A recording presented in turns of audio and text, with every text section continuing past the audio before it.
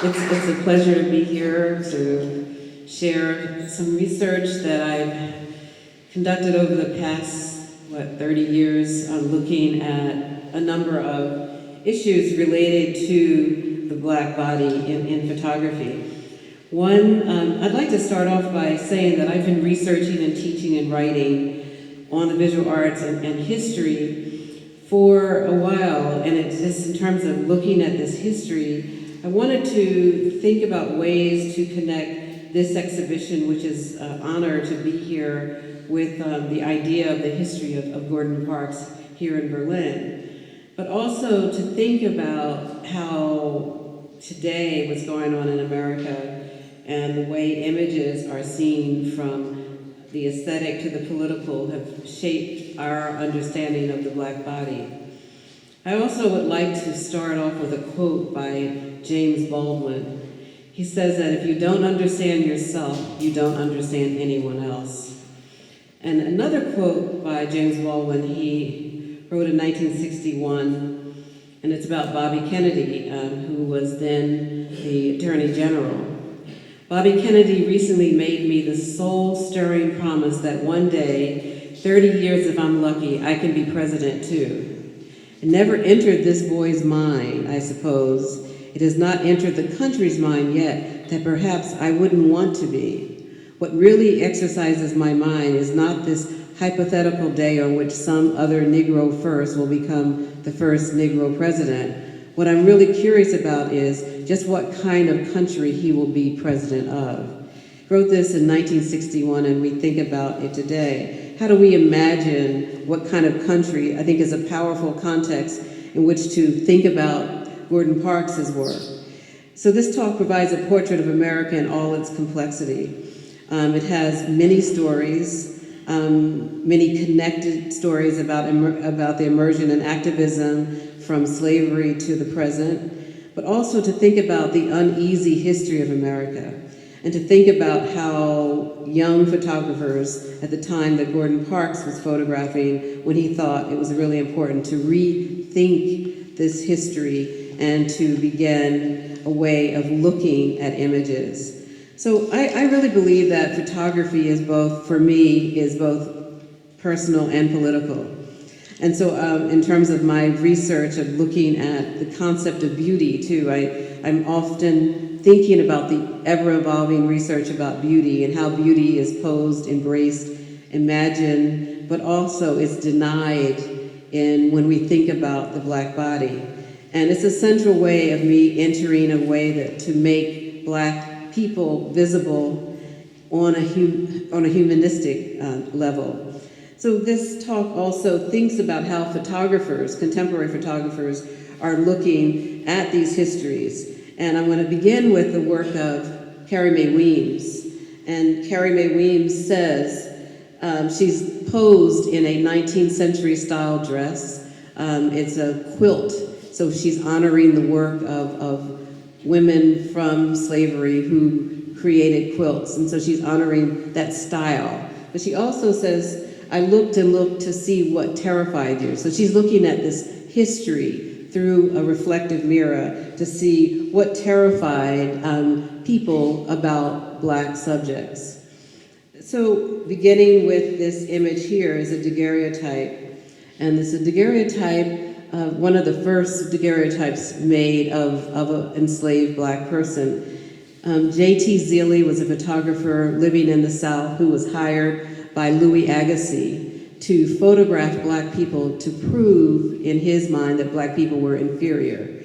And so he hired him. The Peabody collection in Harvard has about 15 existing daguerreotypes rather, and most of them are, of course, nude or partially clothed. And here the photographer writes, Jack Driver, his occupation. He was born in Guinea. He was enslaved in Guinea. And he is owned by the plantation of B.F. Taylor, Esquire, a lawyer in Columbia, South Carolina. So we see this look of this man whose clothes are exposed. We see Jack. We see Delia. and we see Renty. And these are the three figures that we see often reproduced in history. So when we think about Carrie Mae Weems's images, as she says, I look to see what terrified you, that the photographer would photograph Dahlia, with her dress exposed, still part of the frame of being exposed. So we see this idea of the pornography of these images that are soon seen as anthropological or social or scientific. Carrie Mae Weems also decided to look at these images and decided that she could not walk away from them without commenting. So she created a series, say, I looked and looked and, so terrified you, but I cried. Here, you became a scientific sub-profile, an anthropological debate, a Negroid type, and a photographic subject. So these histories circulate today when we think about these images. And also there's a photographer, a white photographer was living in the 1840s and 50s in St. Louis, and he photographed a slave block. This is an auction block where Black people were sold by men like these types for service in the South and throughout the Deep South and throughout the area that they lived in. So this is an auction block, a slave auction block. When we also think this photographer, Thomas Easterly, who was a white photographer documenting these communities, he also photographed slave masters and their children, but also the people that they own, the Black people they own. Here's a woman, her head wrapped, she's wearing a scarf. But in terms of her identity, which I think is really important, that not only is her head wrapped, her scarf, her clothing, but the way her hands are folded across her lap, that she's wearing jewelry. So we can see there's a sense of identity that's developed in this older woman's sense. Not only is she servant, but she is also female and concerned about her aspect and beauty. So we see jewelry, which relates to her identity. When we think about 19th century photograph, we think of this idea of the photo album. There are seats up front here. If you'd like to see, there's a number of seats if you want to come up. So we look at this leather-bound album. And so when connecting photography to family history, but also connecting photography to spirituality, we see that these images are like Bibles to them.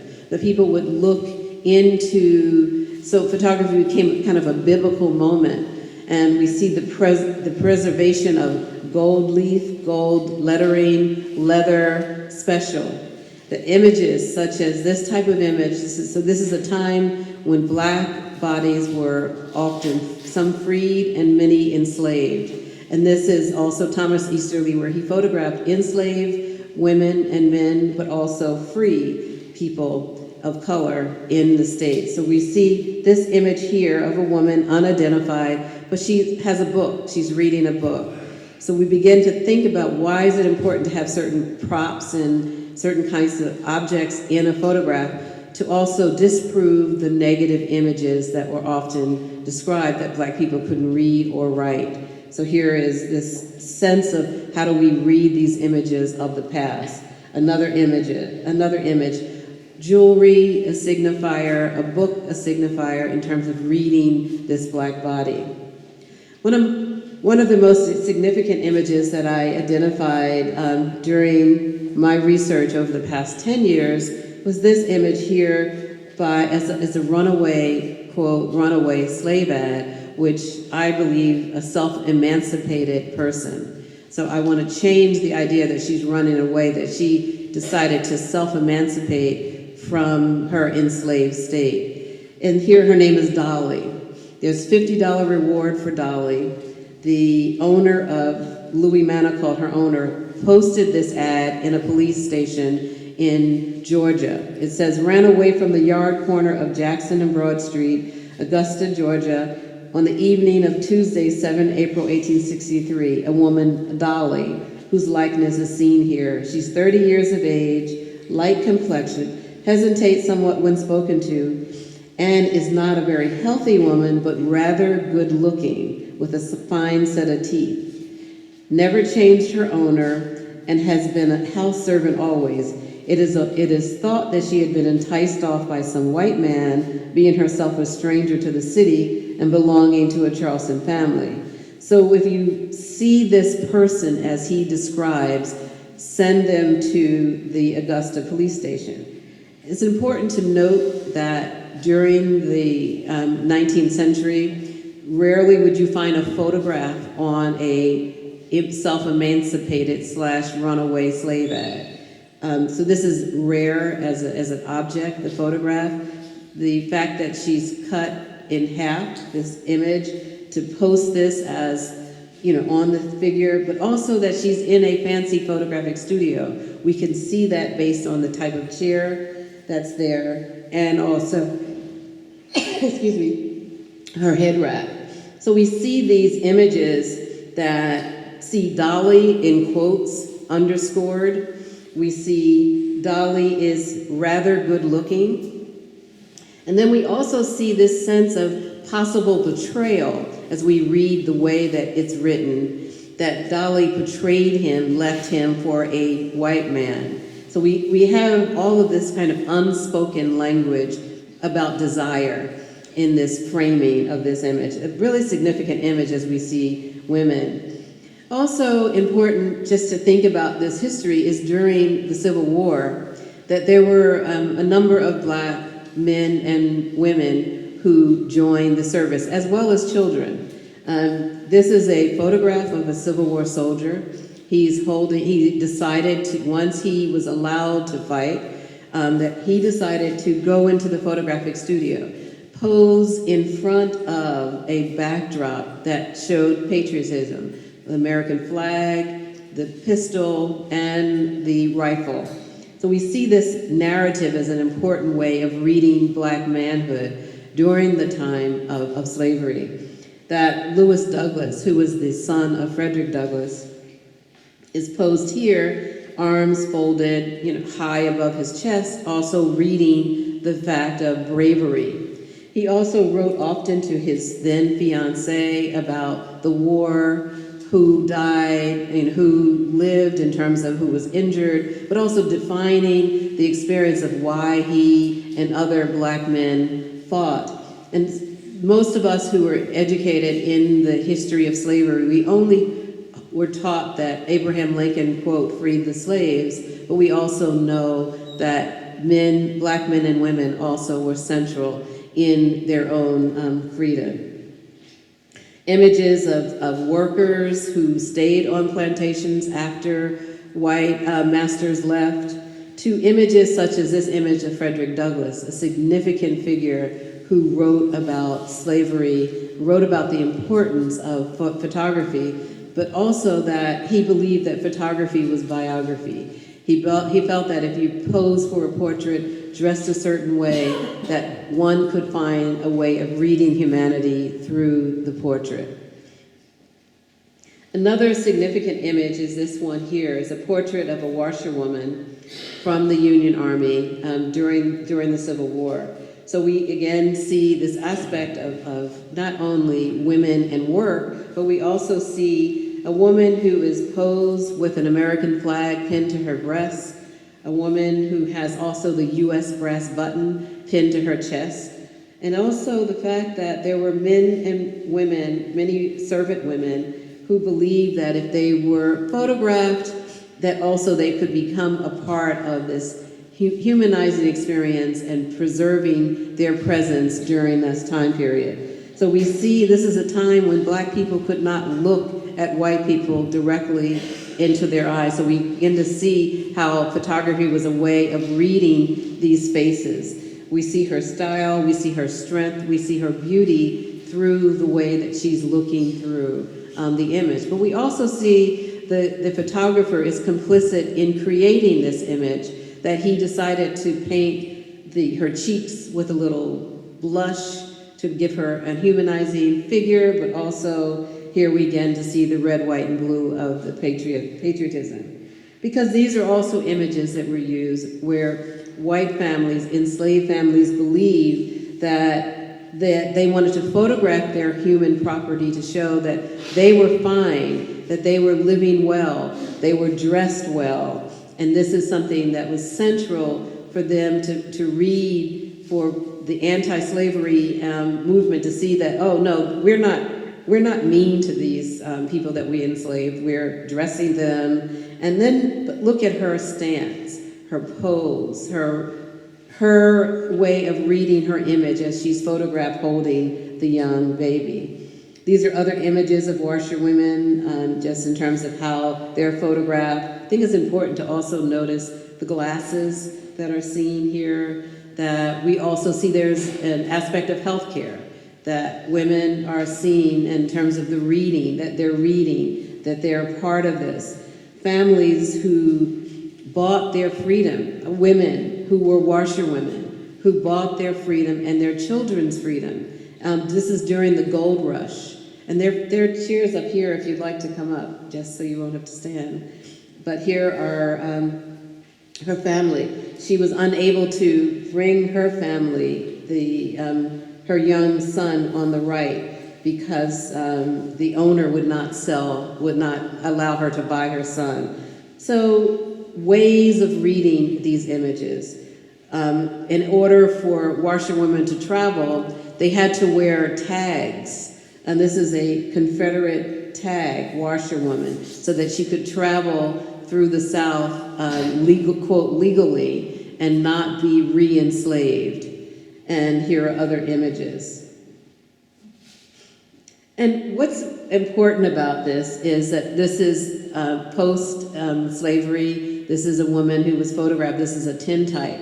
And an amazing image as we imagine how women began to see themselves as full citizens. Here she's entering, the fact that she's posing at a gate, the imagined family home behind the gate, the imagine that she's entering into a new life from slavery into freedom. But also her style of dress is really central in reading this, hoop earring, stylized hat, in terms of the stories.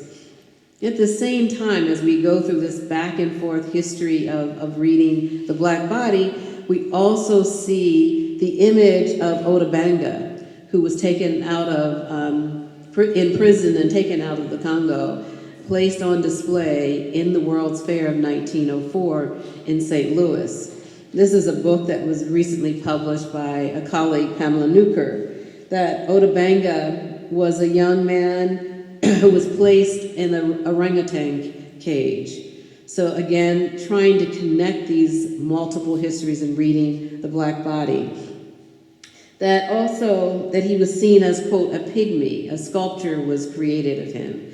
And eventually he was, a group of religious leaders decided to fight to move him out of the caged experience, but move from St. Louis to New York and put it on display in the Bronx Zoo in New York City. After his display, he was freed, quote unquote, moved to Richmond, Virginia, and eventually tried to live a normal life, but committed suicide based on this experience of horrific life that he had. And this is the memory of Otabanga through this experience. This is all the same time of 1905, 1904, where we see, this is an Emancipation Day celebration, where families are celebrating the aspect of freedom, the importance of freedom through this celebration. Children, men, women. We also see white families looking out the window of this large space. Now remember, Black people could not congregate. If you remember these histories, that Black people could not walk together. And so this is a sense of unity that we see with communities. And this is a family album. Again, as I mentioned, this whole idea of how the family album is seen as biblical, where a woman who is also a freed woman, and this is the backdrop of where Gordon Parks began his understanding of placement. A Black woman who is, this is an 8x10 tintype, hand tinted, and her name is Marguerite. And we see her hand on her hip, possibly the strength imposed within the framing. Also, when we consider headdress, looking at this history of adornment that we cannot deny as we look at histories of Black people. This is in Suriname, a photograph. This is in a movie called Gone with the Wind. How many of you know that movie, Gone with the Wind? Okay, so we know that popular film, the iconic film of Gone with the Wind, where Scarlett O'Hara and, quote, the mammy figure played by Hattie McDaniels is seen as a woman who's unattractive and not desired. But we also know by looking at that film, and if any of you haven't had a chance to see the film, understand that she was the most feminine woman in the film, as she taught Scarlett O'Hara how to be feminine, how to be a woman, and also how to get a man. So those aspects of it, she was the first Black woman to receive an Oscar for her role. So we see this dual role that she's playing, head wrapped as reimagined, but she's subversive at the same time. Again, she's wearing jewelry. We rarely see this. Here she is posed with Scarlett O'Hara, Vivian Leigh, as they prepare to take Tara and try to save it. And this is a scene as she began to play the role, looking in the mirror of that history. Also, that Black people protested that film, that they were upset about the film and the stories that they told about Black people in slavery. And here we see the protests. So in 1939, the protest is seen, Black families, women, the signs that they held. Also, white people loved the film. That the fact that Hattie McDaniels could not go to the premiere opening of the film because she was Black and when she was in Atlanta, but we see the crowds that are there. So we see this conundrum that happens in America with the closing door and then the opening of the door, but also the retelling of the story. Here is another protest in another city of the film Gone with the Wind. You know, with their Gone with the Wind, Never Return, just the idea of language when we read these signs. Also, a photographer by the name of Hank Willis Thomas is looking at this history, looking at the history of the Brooks slave ship. So we see this is how Black people were imagined, how they could be shipped from Africa throughout the coast and the countries within Africa to the Americas as well as to the Caribbean, and that this ship could hold X number of bodies. Hank Willis Thomas created a piece called Absolute Power. We all know that Absolute Vodka creates art for many projects, and so Hank looked at this work at the slave ship icon and decided to create this absolute power period, that you could ship families from different parts of Africa and make them one, make them African Americans, make them Black, make them Negroes, but not individualize them. So he decided to create this as a piece called Absolute Power period, the power of that. And also Deborah Priestley. These are mason jars where she would use old photographs and etchings and runaway slave ads to create this preserving the history of Black people through the preservation of these jars. And we know that these jars are used to preserve carrots and pickled items as well as jam. So we see that history.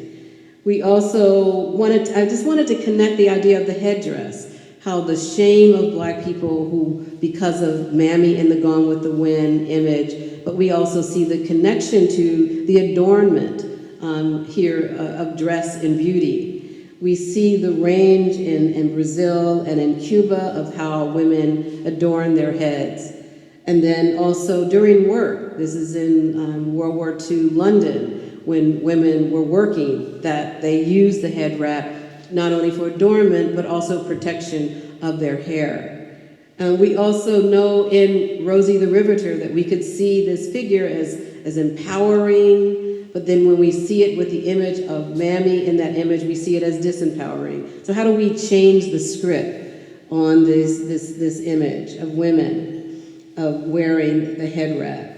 Then we enter into this scene here of a photograph of a merry-go-round, a roundabout, where Eugene Auger documented this piece that was at a World's Fair in Paris, and that black families would ride the buttocks of and ride the backs of women, Indian and black women. So we see the black woman as humorous in one way, the way they make these grotesque faces, but also the black body as labor. So these images circulated and circulated and circulated and recreated these images to a point where Fo Wilson created this piece in homage to Sarah Bartman, also known as the Hottentot Venus, where we see Sarah Bartman was on display in Paris as well as in London and Piccadilly Circus. We also see that through the lens of Fo Wilson, that Sarah Bartman's body was also lionized with and then embraced by fashion with the bustle. We see it in Impressionist paintings, we see it in fashion scenes, but we also see it in this dress in the costume department in the Met. That Fo Wilson creates a diary page just reimagining the life of Sarah Bartman, who lived for 5 years. She was taken out of Southern Africa, put on display in London and later in Paris, and died within a 5-year period. After her death, her genitalia was removed and her brain, and it was also put on display with a plaster cast of her molding. So Fo Wilson decides to write a diary page to women of today for the 20th and 21st century, to ask women to be conscious of how their bodies are used. And so she creates this kind of moment and also creates this installation of a bell jar, that here we see Sarah Bartman is in a bell jar, and then these are women today who are in music videos in bell jars, still on display, and she makes that connection. Making that connection also, 1939, this is a time when Gordon Parks was also deciding to become a photographer. This is Edward Weston's photograph of a Mammy restaurant in Natchez, Mississippi. We see the style of a restaurant where a woman also is imagined as sexualized, as the men, women, and children go into her skirt. So we see that she cooks for them. They create this grotesque image of her as this monument to Mammy, and then also that she's holding a tray of servitude for life. This is it today. It's still very popular in Natchez, Mississippi. They see this as an iconic place. The American flag is seen there. Renee Cox decided to she was tired of seeing these negative images. She created a superhuman figure, Rajay, and here she's leading them, and it's called The Liberation of Aunt Jemima and Uncle Ben. So she's liberating them from their stereotyped image.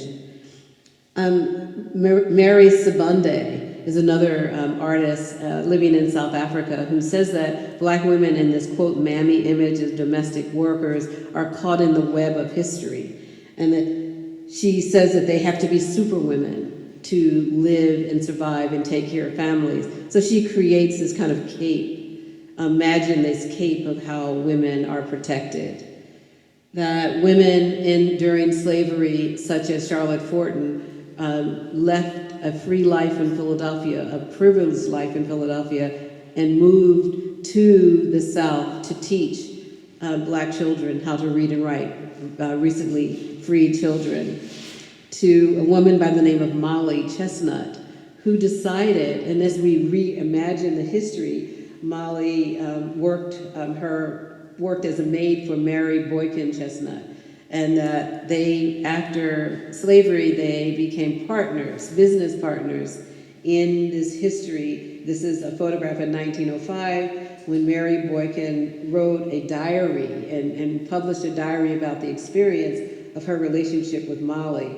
And I always wondered if Margaret Mitchell had decided to write a different Gone with the Wind story, that this could be a possibility, that this could, a relationship that we see the figure of the mammy figure in Gone with the Wind really was in partnership with Scarlett O'Hara, and they could see that story through the lens of Mali. But also with women, black women, they worked as laundresses and nurses, but they also worked as spies. They worked as spies with the Confederate soldiers, living and working in the Confederate soldiers' homes, and then giving information to the Union soldiers. So these are some of these images.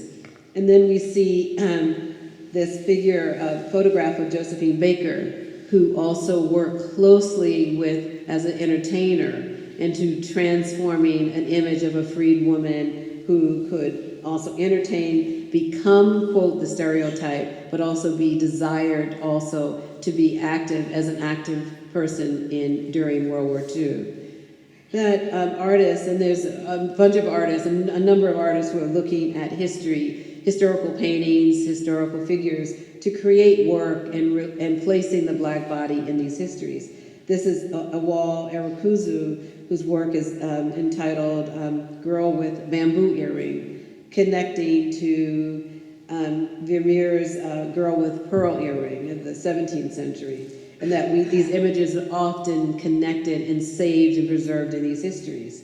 That this is Calliope, just imagining this figure of the muse of poetry, where Maud Salter creates a self-portrait and connecting to Calliope and that history. That Renee Cox is posed as a odorless figure, and we see she has the connection to these histories. To, again, Carrie Mae Weems, who looks at a project called Not Monet's Type. She says that I was clear I was not Monet's type, looking at the black figure.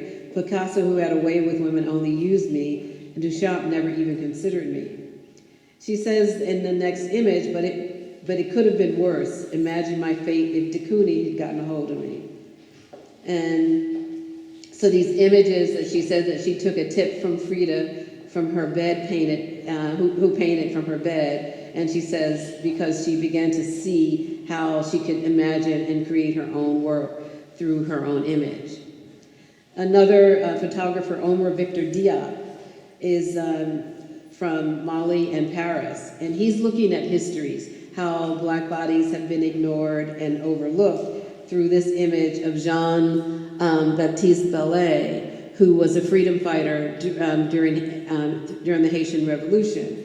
That images and portraits that were created, that he decided to create an image that Ballet lived from 1746 to 1805, to look how black men traveled the world during the 17th, 18th, and 19th century, some as freedom fighters, but also through sports today. So he's connecting his histories, and we see the figure of the soccer player, the footballer, and we see the football as a signifier of reading these images. He also creates a photograph in homage to Frederick Douglass, the most photographed black man in America in the 19th century. There's a recent book, there are over 270 portraits that were discovered of Frederick Douglass. So we see also the signifier, the whistle. So he's using these objects of sportsmanship to see that black men who traveled through sports. And also through Esquire magazine, this is the image of Muhammad Ali as Saint Sebastian. And so we think about, here we see this religious figure, but we also see the image of Muhammad Ali on Esquire magazine in 1968, same time that you see the photograph here in this exhibition of Gordon Parks, but also that he's modeled as a Muslim, modeled as a Christian saint. So that kind of connection and this experience.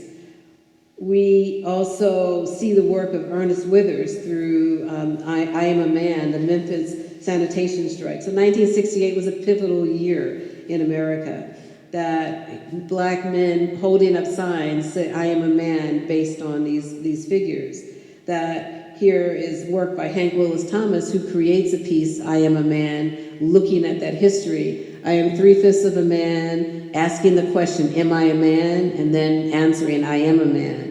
And then all that vernacular in terms of creating, I am human, I am many, I am, just and based on the language of how these people carried the signs. And then looking at this photograph, this is the first time that Gordon Parks moved to Paris, moving, and I'm going to go back and forth with his history, but just imagining Gordon Parks in the 1950s, early 50s, moving to Paris with his family to photograph for Vogue and Life magazine. So he's driving down the Champs with his wife and his children, and here in a convertible. Photographed, he's on assignment for Life magazine. So we begin to see a new beginning of black men who are seeing the world through their desires. He worked as a photographer for the Farm Security Administration, and he also posed for himself, made a number of self-portraits, but also the way that he's photographing himself, people understand that he also looks in different ways. You can see the angles that he photographed. That stylized in many ways, traveling, and then also later in life, a portrait by a woman by the name of Clara Jaffe. In 1939-40, he was living in Chicago, and he created this portrait of the painter Charles White.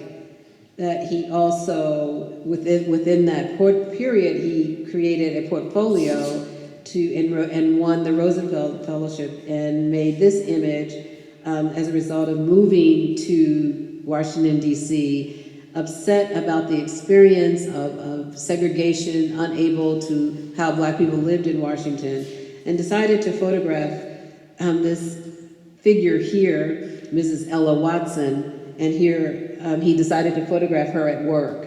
And he was given that assignment through Roy Stryker, who said he was upset, that Gordon was upset, and he says, well, what do you do with it? How do you photograph bigotry? So he decided to spend a week with Ella Watson at work, at church, and here we begin to see her at home.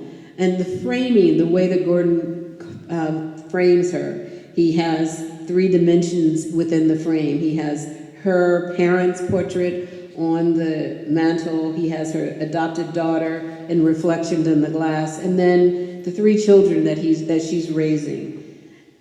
On her way to work at 4 a.m., mirrors are central to Gordon Parks and his work. We see her, within the frame of washing her hands, to her experience at work, at church rather, in worship. That Gordon also, in 1947, his first wife, Sally, was a dress designer, and she also designed hats. So this is a featured magazine of fashion and photography, and this is December 1947 issue of Smart Woman magazine, where he's photographing his wife, who traveled with him often, but she also had her own desire to become a fashion designer. And here she is modeled, posing for him. That he photographed her at the same time he photographed families living in the States during the Farm Security Administration. He also photographed in Washington, D.C., men outside of buildings, and also Mary McLeod Bethune, a black woman who created a college and school for young black girls to get an education. And here we see the interior of her space and the way that her office, the people that supported her, from Madam C.J. Walker on the far left to Franklin Delano Roosevelt, Frederick Douglass, and other women and men who supported her desire to create a school. He photographed men at work. He photographed them with strength, sincerity, that families were central for him to document, at prayers at breakfast, at dinner, again, men at work, range of images of women, and the altars that women created. Here's 1942, and we see the kind of the bombs, the salves, the healers that are on top of a woman who works as a domestic worker or a laborer, and all of the ointments that she rubs her body or her husband's body for aches and pains. That here is the president of Howard University and one woman at a dinner at Thanksgiving. And this image here of Marian Anderson performing in Washington, D.C. He also photographed musicians. Central. This is a way of not only finding not making a portrait, but also the portrait of ties. We see this is Duke Ellington's ties. So we see the aspect of Duke Ellington in terms of style, dress, and fashion. Way that he's photographing here, looking up, and Duke not looking, but Duke looking past him and looking appreciative at the crowd and the audience. He photographed in Harlem, a young boy taking his older, protective, younger brother to school. Paper boys, photographing them within the framing of graffiti. He photographed the first black policeman in Harlem, and also the Garvey movement, photographing their headquarters. So Harlem was a central place where he photographed union halls. This is the bartenders and waiters' union halls. And then just a wonderful pose of a woman looking out with her dog, looking out at the avenue. Just a beautiful moment of reflective moment. So these are different streets. He photographed Langston Hughes as a poet, and Richard Wright as a writer, and Paul Robeson and the strength of Paul Robeson as activist. He also photographed Adam Clayton Powell speaking and preaching. But also he photographed this series, this moment that was published in a magazine, Ebony Magazine. Dr. Kenneth Clark and Mamie Clark created a doll test in 1947 asking black children, who do you desire? What doll do you desire? And choosing the black doll over the white doll. You see the conflicted look on the young boy's face. It was published in the magazine under Problem Kids, and what happens because of popular culture, play, toys, and games. The range of his work of photographing gang leaders in 1948, to gang violence, to fashion in 1948. So he was able to move within the city and the country and outside of the country, documenting fashion models, documenting styles, looking at ways to, how do you incorporate fashion photography into street scenes, imagining that women could walk through the streets in 1949 with a Dior in Paris, to this type of image, to the studio portrait in 1951. So the range of images that he created that were about women. This is Life magazine 1950. And the stories that created at the same time. Within the Baptist Church in 1953, he's photographing, at the same time, a model on the street corner in New York. A minister, Pastor Ledbetter, and a couple walking down the street. He also decided to go back to his home in Fort Scott, Kansas, and photograph in his hometown, from the train station to other aspects of range of women. In his segregation series, he photographed the couple and their family, and this is an important way to look at the patriarch and matriarch of a family within the framing of photographs on the table and the photograph of above of the parents. And so we know that the colored entrance signs, that blacks could not enter the same doors as whites. And so here we see that a young woman is standing on the corner waiting to enter. But also the use of color within the color photography of this time. Because most of the time the protest photography were black and white images. And here we see the colored red, we see the colored dress, we see spots of red through a way of following the street sign.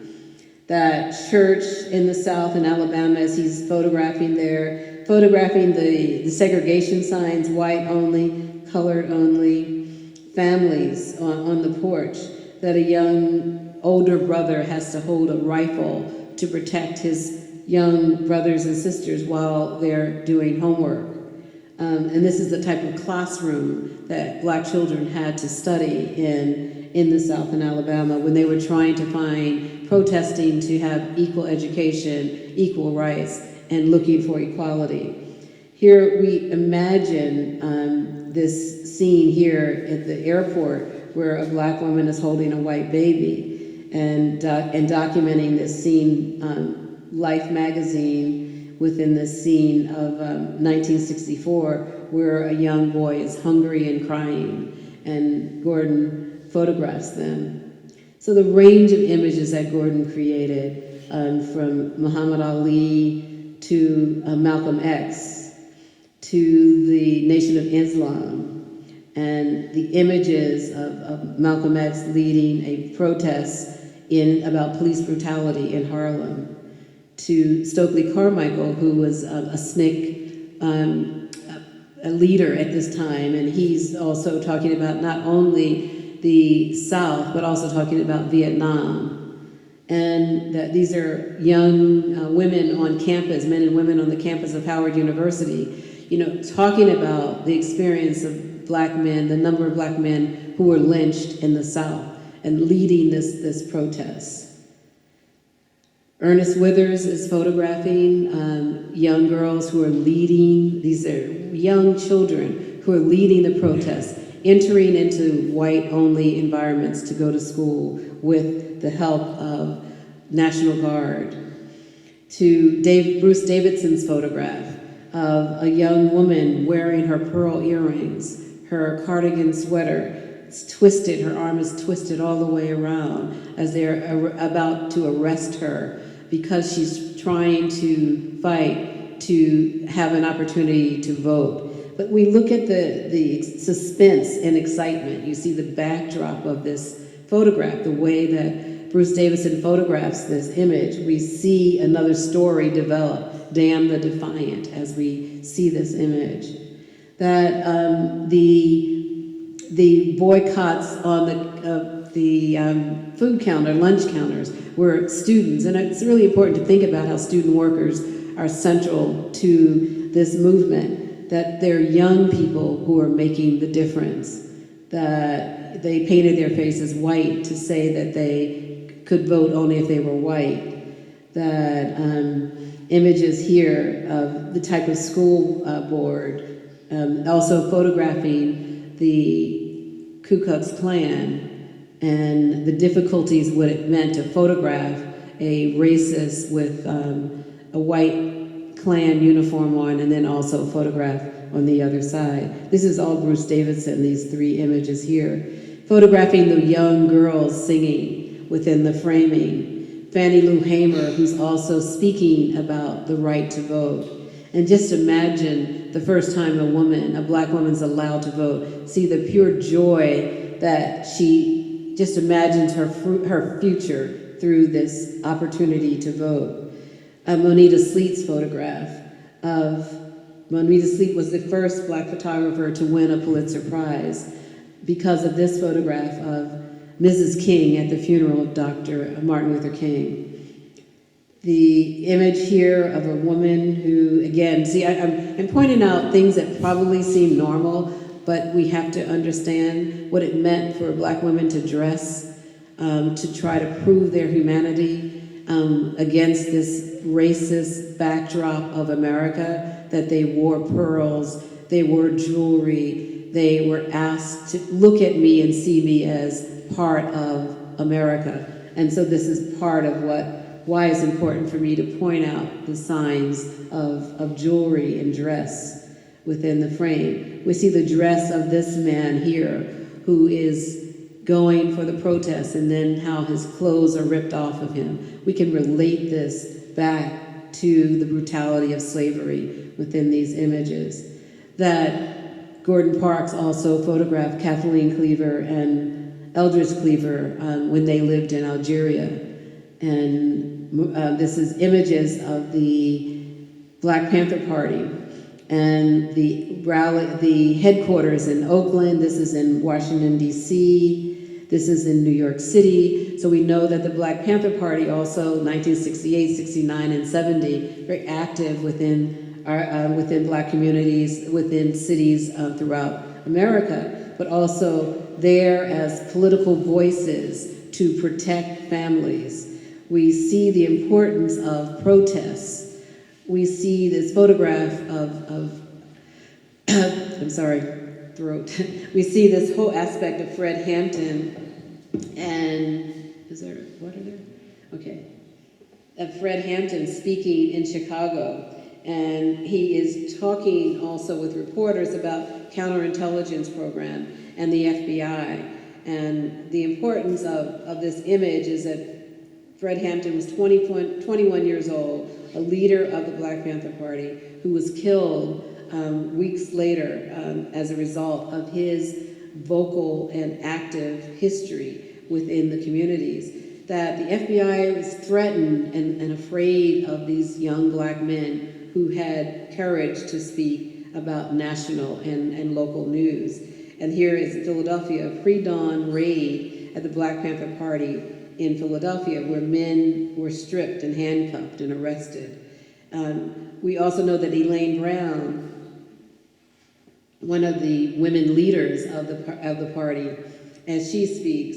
But we also know that headquarters was central in trying to help people find clothing. A lot of poor people lived and didn't have clothing.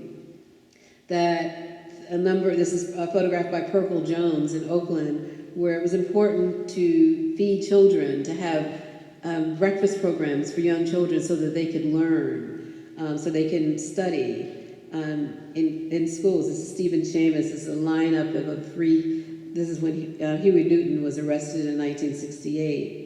But we also see the importance of the free breakfast program, that they talk about homework, that they talk and exchange about food and nutrition.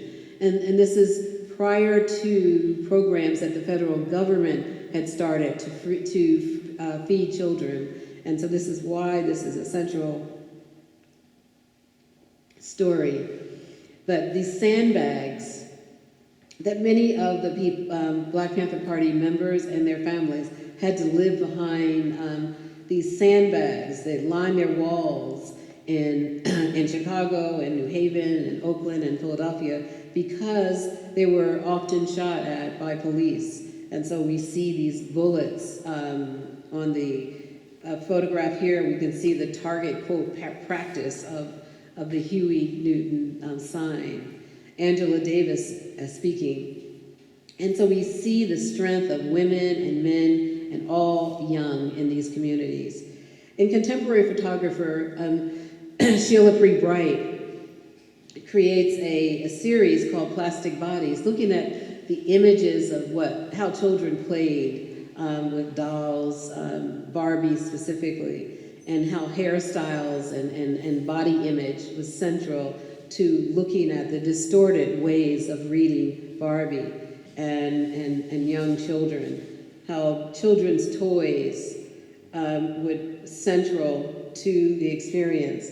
This is a photograph by Delphine Falundu, who's looking at the concept of Afro hair giving strength following the series. This is a contemporary photographer in her working today, looking at the history of Angela Davis, to another one, Lauren Kelly, who's also looking at these images of young people and style, and how the Afro pick was a central iconic crown for Black people.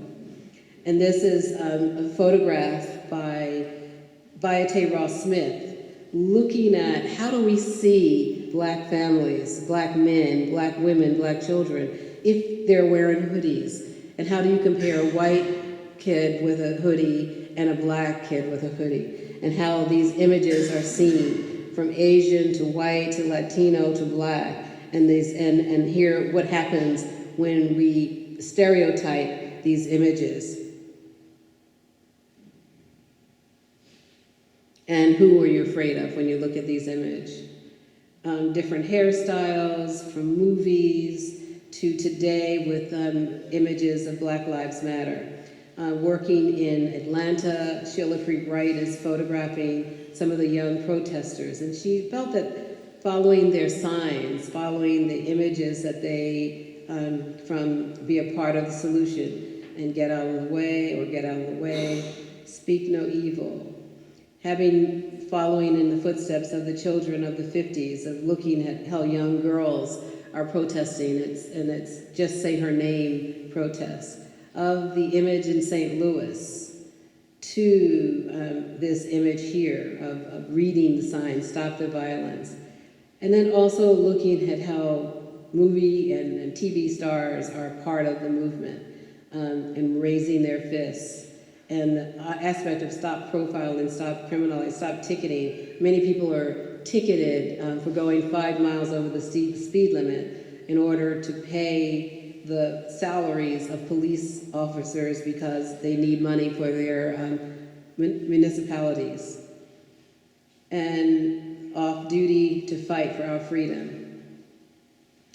And then this image here of Bree Newsom. So I'll end with this image here of Bree Newsom, and she was the young woman who climbed the flag, the Confederate flag in pole in Columbia, South Carolina, to take down the pole of the flag and to have a voice within the movement of today of Black Lives Matter. So I'd like to end with that image and open up for questions.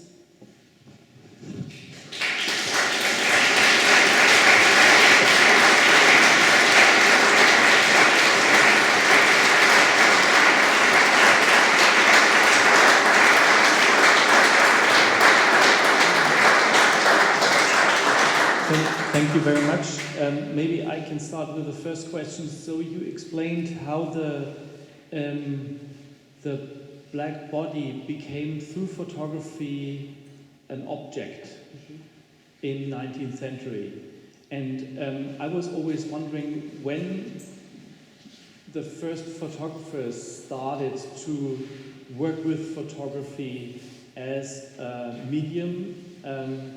Gordon Parks was the first photographer who assigned for Life magazine in 47.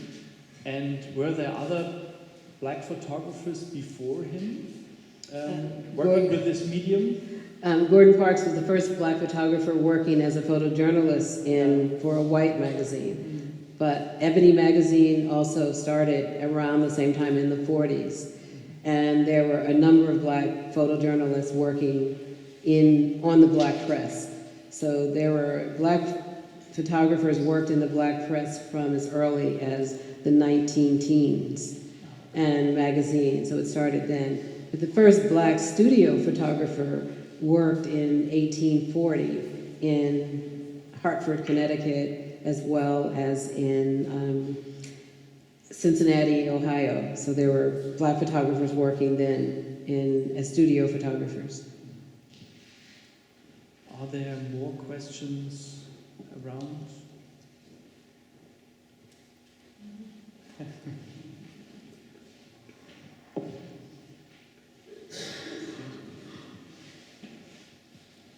Hi.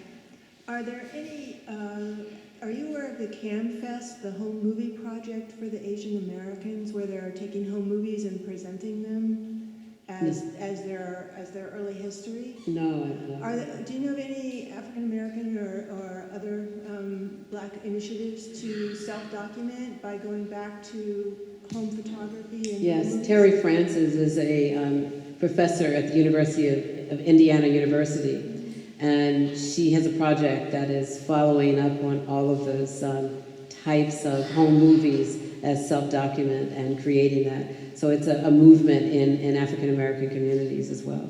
Are they going to put that within the framework of a festival or museum? Or? They have been, and but check her site. Terry Francis is her name. And I have been working within that framework of doing that. And with the new African American Museum in Washington, D.C. at the Smithsonian, that a number of families have donated their home movies from 8mm, 16mm, and beta old tapes, and they have and documented them and put them in the museum there. So that is a movement, and it'd be great to find out if Terry, I will ask her about that, if she's going to create a festival.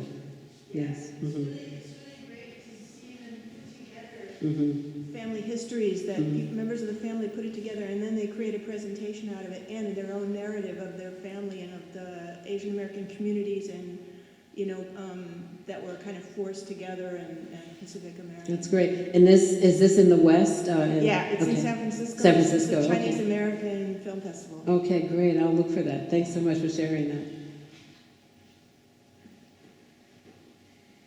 Okay. So it's a lot to think about. There's someone here. Yes. The first photographs you showed, were they made for private reasons or because they were made in the early 20th century or in the late 19th century? So were they made only for private reasons or were they shown already in public? No, they were not public. A lot of the photographs of the black subjects did not circulate. The ones that were positive, representative images of black people, they did not circulate. They were commissioned by the families to go to the photographer to be photographed, and they were in their own family albums. But the images that were negative and stereotyped images of black people were circulated, so that black people and white people believed these negative images because they circulated in the press. And so that's the balance, the imbalance of having the images that were seen as tragic and those types of images that were seen as inhuman in terms of, or subhuman of black people. They circulated the other images. And that's one of the reasons why I found it important to work on a book on black photographers, because when I studied photography, there were no black photographers in my history books. And I knew that they existed because I lived in a community of photographers in Philadelphia. I had also read Gordon Parks in 1968, and I knew his story, but his story was not in our books. And so we, as black photographers, found our own ways of connecting through that history. And I thought it was really important to write about black photographers as a student then. And there's someone here. Okay. Hello, thank you for your talk. I have a question concerning contemporary practices. Like if I think about, let's imagine a nude picture of a black or a white body. Do you see still a difference in those bodies, or how this is addressed? I think how do you see this, please? Right, it's who's creating the image, why it's created. I think that there are images that black photographers and women are complicit in creating their images. So there's the choices that are made. The images that I'm talking about in the 19th century, black people didn't have a choice to have their images seen as exposed as pornographic or as objects. So that's the difference. There are choices today. There's someone here.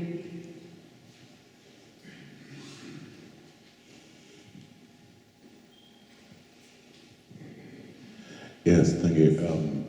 My question is about the way white and black people pose for photographs.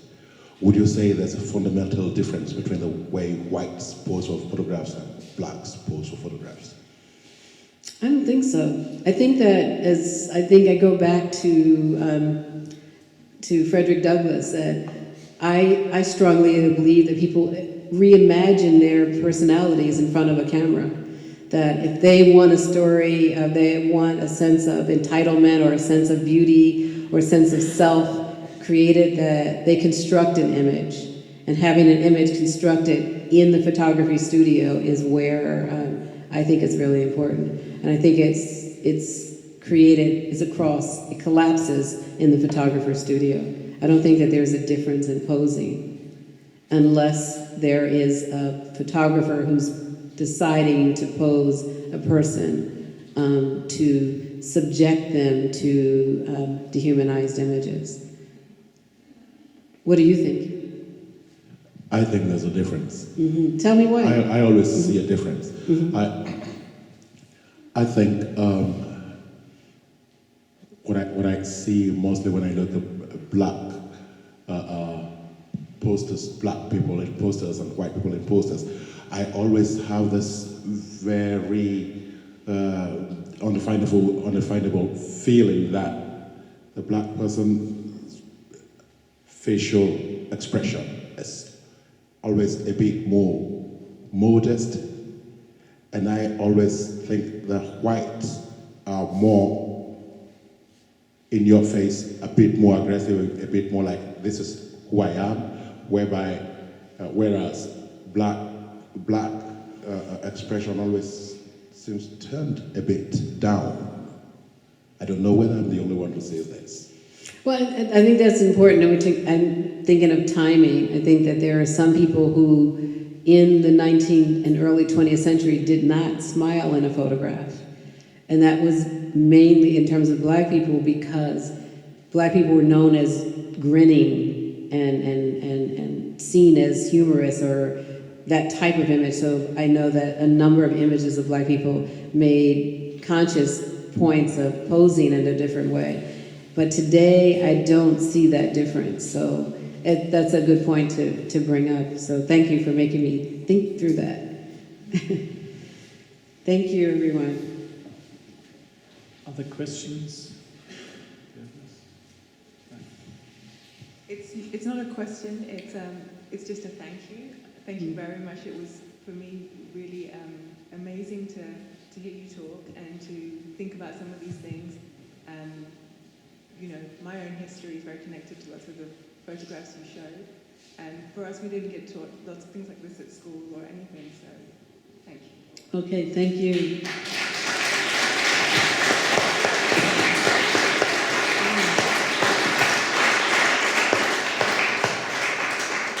There was another question. Where was the question here? Hello, thank you also for your talk. I want to ask you a question about actual photography, like journalists who cover the events of Africans who want to travel the Mediterranean with boats, on boats that are overloaded, that pictures, are you looking into those pictures or like regarding the history of slavery and those kind of representations and pictures of black people traveling on boats? Yes, they are. I'm looking at a lot of contemporary photographers who are looking into humanistic photography and the difficulties that's going on in Italy specifically, and how black people from Africa, North Africa, and others are traveling. And yes, there are a number of journalists in that. I was trying to balance. I have like 50 more photographs on this piece to create, but just to think about these contemporary photographers, like this is work by Ernest Cole in 1968, photographing the diamond miners and who were stripped of their clothing before and after they went to work.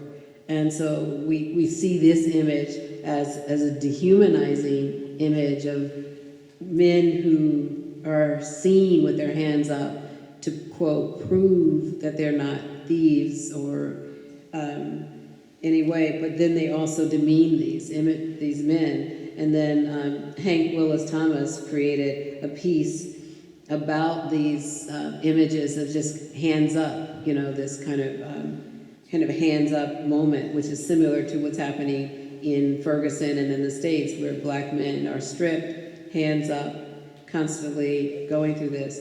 And then this image here is, and this is by a photographer from Angola. His name is Kilawanji Kia Henda, who's also photographing the North Africans who are moving to Italy for work. This is a piece called The Merchant of Venice. And so he's looking at the idea of how, you know, looking at mythology, but also looking at the reality of putting this figure on a plinth in an archway. And he's an art photographer, but also looking at ways to tell the story and the plight of black people who traveled to Venice.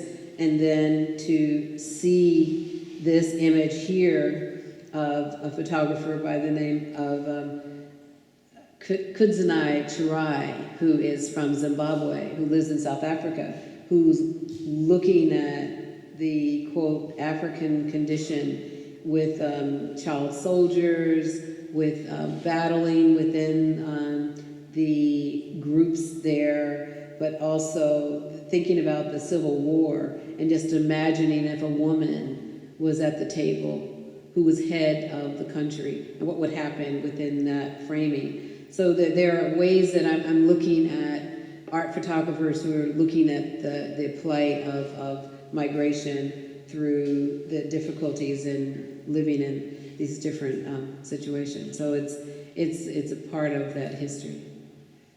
Okay, thank you.